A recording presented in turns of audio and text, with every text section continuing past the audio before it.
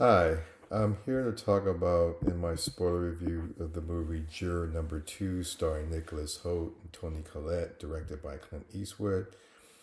I didn't think it was Eastwood's best movie, but it was a lot better than his last one, Cry Macho, which I didn't like at all. Let me just start with the positives of this movie. Again, I'm going to get into spoilers. So if you haven't seen the movie, pause, watch the movie, then come back. Ultimately, I give it a recommend. I thought it was pretty good. Um, so the ethical question. So basically, in this movie, Nicholas Holt plays a juror who, about a year before this trial that he was selected to be a part of, he went to a bar, got drunk, and he says he didn't drink, but um, I think the implication is that because of his prior record, people would perceive that he had drank. But anyway, so he gets on the road, and it's like a stormy night, and he hits something he thinks is a deer, but it turns out that's possibly this woman that was killed allegedly by her husband. So in Nicholas Holt's mind, he comes to realize that the decedent in the trial was actually killed by his car rather than by the defendant who's in trial. So basically, Nicholas Holt knows that the person who's on trial is innocent. Seems simple, right? But if he reveals the information, then it could potentially ruin his life because he has a history of being an alcoholic. Probably no one would believe him that he didn't drink when he was on the road. So if you're drinking and driving, someone gets killed, you can be charged with murder. So of course he doesn't want to ruin his life and with his wife and soon to be born child. So throughout the movie, Nicholas Holt has to wrestle with this question, and he does a good acting job by doing that. So the way that he resolves it, at least he tries to, is to try to convince the jury that the guy is not guilty or innocent.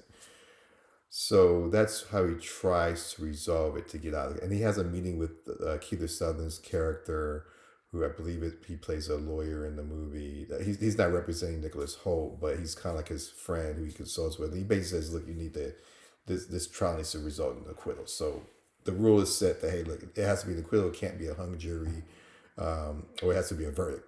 So it can be either acquittal or not guilty. So he decides to vote not guilty, basically to get the jurors thinking. He doesn't want the jury to rush the judgment. And he also has an ally in the jury, played by J.K. Simmons, who's a former homicide detective. So basically, they're voting 2 to 10, and it's mostly guilty, but they're the two holdouts. And so, but by the end of the movie, Nicholas Holt realizes that at least one of the jurors, he's not going to budge. The African American juror, he's not going to budge. He believes that the guy who's on trial is part of a gang and he's a bad guy and he just deserves to go to prison.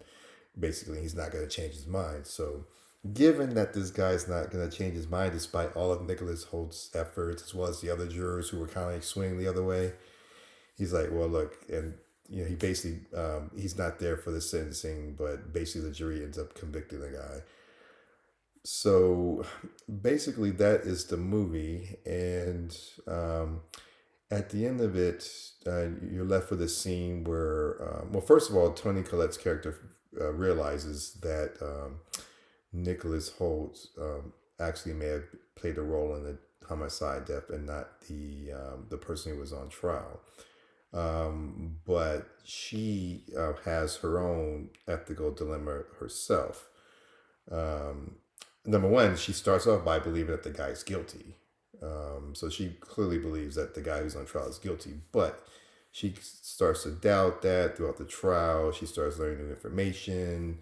She goes to visit him at the prison. She talks to various people. She goes to different body shops and stuff. So she starts to piece all together. And then finally, when it's at the time of sentencing, she realizes what's going on. But the sentencing goes through, he gets sentenced to life, but then at the end of the movie, she shows up to his doorstep, and you're left wondering, okay, well, what's going to happen next? And I think it's like a question of stuff. I think the implication is she had a change of heart and decided, you know what, I mean, I'm going to prosecute you, and what I did was wrong. But I mean, that's just my opinion as to how that turned out. So I thought Nicholas Holt's performance was good. I thought Toni Collette's performance was good. Again, they both showed through their performances that they were struggling with this question, and I thought the outcome, in a sense, was realistic. It was dark but realistic because I think generally people are going to act in their self interest, whether it's to protect themselves or to protect their family. And in this case, Nicholas Holt, in the end, decided to be there with his family, to be there with his wife as she was having a child. And Toni Collette, basically decided, she wanted to become DA. So she made that decision. But they both struggle with it. That's the whole point with the movie. So I thought overall that was good. Some of the dislikes, okay, most of my dislikes have to do with the legal stuff that happens in the movie. For instance, so at the very beginning of the movie, you see, first of all, you know that Nicholas Holt doesn't want to do jury duty, which is realistic, right? Most jurors don't want to do jury duty. Okay, fair enough.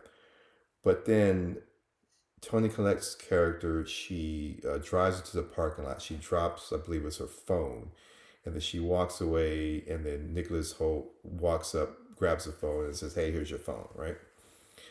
So at this time, they don't know who each other is because he hasn't been in the courtroom and stuff. But there gets to the point where they start doing voir dire, and I'm sitting there, I'm thinking like, okay, at some point, I know this guy, either he or the prosecutors, they have to bring up that they met each other in the parking lot. And you would think that if he's trying to get out of jury duty, he'd be raising his hand saying, "Hey, I know her. I talked to her in the parking lot. I can't be fair because I thought she was a nice lady, and I'm, my mind's made up," or make up some BS like that. But that never comes up at all during jury voir dire. So I thought that was a little out of character in terms of what he wanted, in terms of not being in the trial. I don't know how a retired cop gets on the jury. That baffles me. But put that aside, I thought that what the cop did in terms of the investigation was a little too much. I mean, first of all, yeah, you're not supposed to be doing outside investigations, like doing internet searches, going to the scene of the crime without permission of the court. Like all that stuff was clearly juror misconduct, and I mean, they said that in the movie, but still, it's like, oh, that was. But I think what J.K. Simmons' character did was so ridiculous. Like he's this retired cop, and like he has a hunch that this case is really a hit and run case.